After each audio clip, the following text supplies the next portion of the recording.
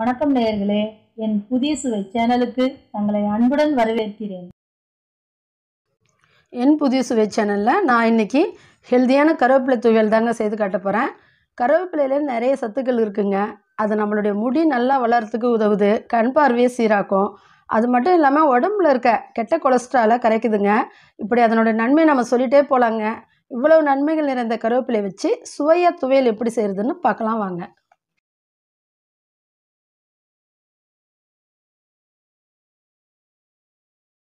வானல் சூடானதும் ஒரு 1/4 ஸ்பூனுக்கு கடுகையும் 1/4 ஸ்பூனுக்கு கொஞ்சம் குறைவாக வெந்தயத்தையும் சேர்த்து பொன்னிறமாக வர வரையும் வறுத்து விடுங்க.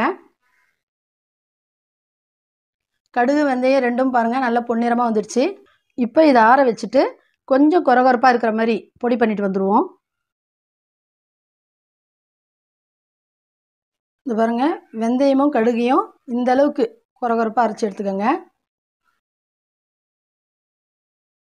வெந்தயம் கடுகு ரெண்டுத்தையும் வறுத்தோம் இல்லைங்களா, அதே வானல்லையே ஒரு 4 ஸ்பூனுக்கு நல்லெண்ணெயை சேர்த்துக்குங்க. எண்ணெய் காஞ்சதும் ஒரு 3 ஸ்பூனுக்கு வெள்ளை உளுந்து, இது கூடவே ஒரு 4 காஞ்ச மிளகாயும் சேர்த்து பொன்னிறமாக வர வரையும் வறுத்து விட்டுக்கோங்க.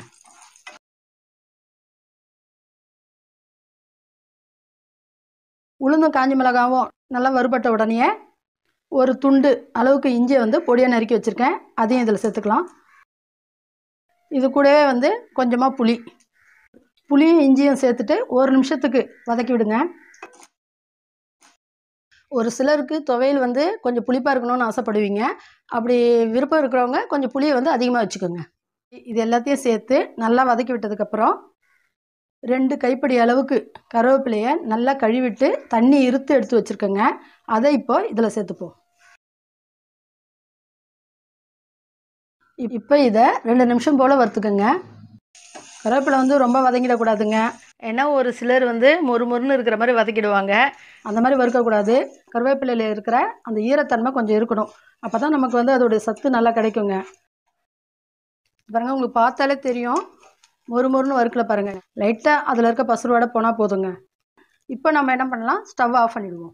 ஸ்டவ் ஆஃப் பண்ணிவிட்டு ஒரு 3 டேபிள் ஸ்பூனுக்கு துருவின தேங்காவை சேர்த்துக்கலாம். இது கூடவே கொஞ்சமாக கொத்தமல்லி தழை, ஒரு 2 சிட்டிகை போல் பெருங்காயத்தூளை சேர்த்துக்கோங்க. கடைசியாக துவையலுக்கு தேவையான அளவுக்கு உப்பு.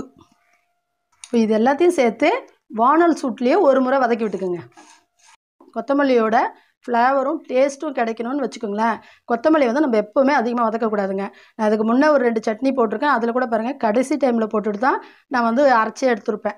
இப்போ என்ன பண்ணலாம், நம்ம இதை நல்லா ஆற வச்சுட்டு மிக்ஸி ஜாரில் போட்டு கொஞ்சமாக தண்ணி சேர்த்து கொரகொரப்பாக அரைச்சி எடுத்துகிட்டு வருவோம். துவையிலெல்லாம் ரொம்ப மையாக அரைக்கக்கூடாதுங்க, டேஸ்ட்டு கம்மியாயிடும். இதை நான் அரைச்சிருக்கேன் பாருங்கள், இந்த மாதிரி கொரகொரப்பாக அரைச்சிக்கோங்க. வானலில் தேவையான அளவுக்கு நல்லெண்ணெயை சேர்த்துப்போம். எண்ணெய் சூடானதும் 1/2 ஸ்பூன் கடுகு உளுத்தம்பயிரை சேர்த்துக்கலாம்.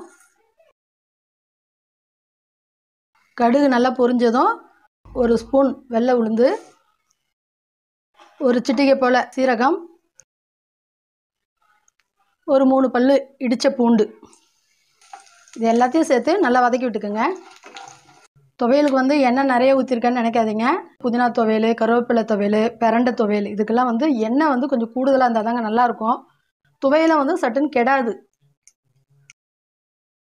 உளுந்து பூண்டு எல்லாம் பொன்னிறமாக ஆனதும் நம்ம அரைச்சி வச்சுருக்கோம் பாருங்கள், இந்த துவையலை அப்படியே சேர்த்துக்க வேண்டியதுதான்.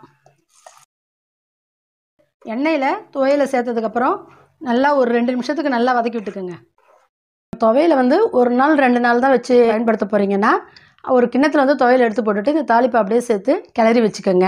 இல்லை ஒரு வாரம் 10 நாள் ஃப்ரிட்ஜில் ஸ்டோர் பண்ணி வச்சுட்டு சாப்பிட்றதா இருந்தால் எண்ணெயில் இந்த அளவுக்கு வதக்கினா தாங்க நல்லாயிருக்கும். நல்லா துவையலை ஒரு 2 நிமிஷத்துக்கு போல் நல்லா வதக்கி விட்டதுக்கப்புறங்க நம்ம பொடி பண்ணி வச்சுருக்கோம் பாருங்கள், வெந்தயம் கடுகு, இது ரெண்டுத்தையும் இதில் தூவிப்போம். நல்லா சுட சுட சாதத்தில் இது 1 ஸ்பூன் எடுத்து போட்டு பசு நெய்யோ இல்லை நல்லெண்ணெய்யோ சேர்த்து பிசைஞ்சு சாப்பிட்டோன்னு வச்சுக்கோங்களேன், அவ்வளோ அருமையாக இருக்குங்க. இப்போ நம்மளுடைய சுவையான கருவேப்பிலை துவையல் ரெடி ஆயிடுச்சுங்க. இது இட்லி, தோசை, சப்பாத்தி, பூரி, கட்டு சாதத்துக்கு மட்டும் இல்லாமல் வெறும் சாதத்துலேயும் இது போட்டு சாப்பிட்டா ரொம்ப நல்லா இருக்குங்க. நான் செய்து காட்டின முறையிலேயே இந்த துவையலை நீங்கள் வீட்டில் செய்து பாருங்கள். உங்களுக்கு இந்த டேஸ்ட் பிடிச்சிருந்தா லைக் பண்ணுங்கள், ஷேர் பண்ணுங்கள், நம்ம சேனலை சப்ஸ்கிரைப் பண்ணிக்கோங்க. இது மாதிரியான ஒரு நல்ல டிஷ்ஷோட நம்ம அடுத்த வீடியோவில் சந்திக்கலாம்.